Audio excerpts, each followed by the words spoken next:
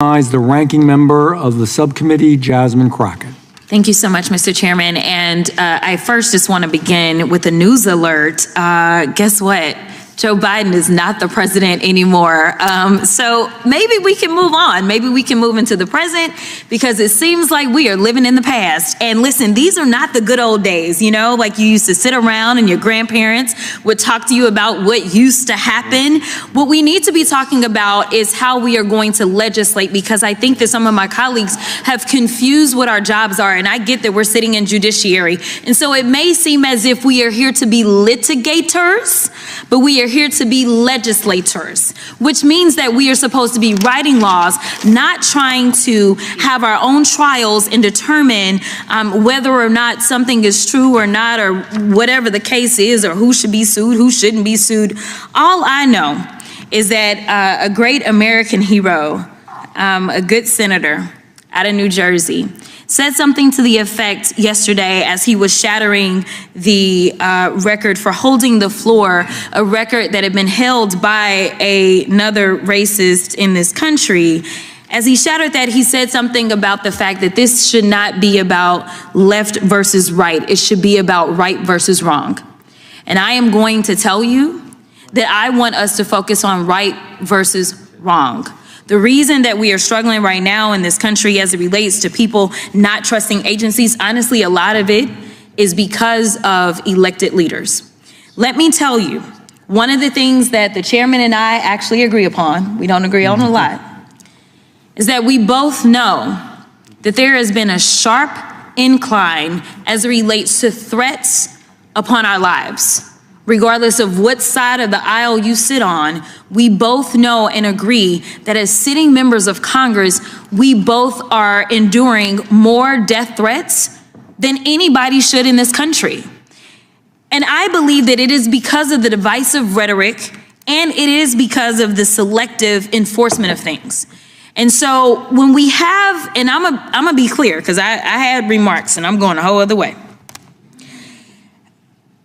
To have the sitting Attorney General go on, and I'm gonna call it faux news. I know some of y'all love it, but it's fake to me. To have her go on Fox News and to then decide that she wanted to send a threat to me, it was wrong. Because here it is, she is the highest law enforcement agent in this country, and people are watching and they are consuming this information, and they are believing that simply because I decided that I wanted to exercise my right to free speech, which I am not abridged from doing, that she then wanted to then politicize something that should not be politicized. I don't like Elon Musk. I'm gonna say it 50,000 times. I don't like him. I don't like that he going out there and he firing people. I think that he's a crook, because somehow the rest of us can't sit around and get whatever federal contracts we want. The rest of us can't sit around and get law enforcement and get them somehow ordained as federal law enforcement to protect him. The rest of us can't get our dealerships protected by the federal government. That is somebody that is operating above the law. For whatever reason, just because he has a lot of money, more money than everybody else. And yes, I am happy to see that on my birthday, which is what I said, there were peaceful protests around this world against him, because he is a problem. And so you never should have somebody that is sitting that high and is going to sit up here and threaten a sitting member of Congress when she knew good and well, if she watched the entire thing, that I specifically told protesters to make sure you consult with lawyers, just like I've told protesters over and over and over in the history of me advising people to go out and exercise their constitutional right. The fact that there are other sitting members that have received letters of threat from this new DOJ tells me that they are about retribution and they are not about following the law. The reason that our party, or I won't even say our party, our country is torn apart is because we can't even agree on right versus wrong. This should not be left versus right. The only thing that we're asking is that we have law enforcement that will show up when there is an actual crime.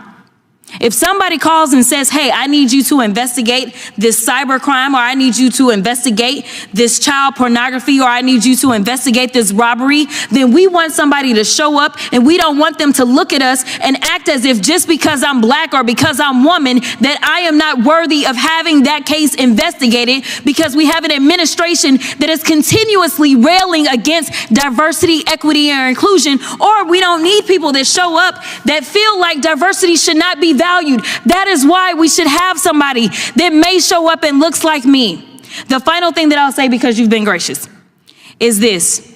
When I first became a public defender, I had no criminal defense experience. And I walked in and I told my boss, Charlie, I said, listen, you should hire me. He said, why? I said, because I'm black. Charlie looked at me like I was crazy. And I said, let me tell you something. When I walk in, I'm going to walk in with a level of rapport and understanding that maybe some of my other colleagues will not. Charlie offered me my job, and I worked my butt off, and I worked really, really hard for all of my clients, not just those that look like me, and that is what it looks like to serve. Thank you. Today on Capitol Hill, Congresswoman Jasmine Crockett delivered one of the most direct speeches of the hearing. Her remarks followed growing tension in the Judiciary Committee as members debated the role of the Department of Justice and political influence inside federal agencies. Crockett opened with a sharp reminder that the country needs to focus on governing, not reliving old political battles. She argued that Congress's job is to create laws, not to act as a courtroom or a media stage for partisan conflict.